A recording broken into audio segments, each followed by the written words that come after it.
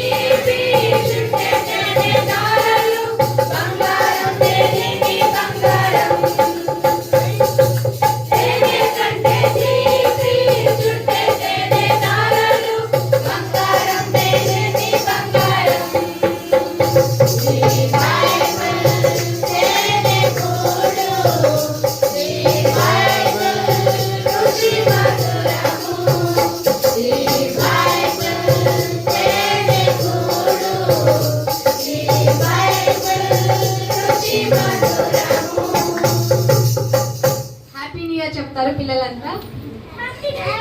1 2 3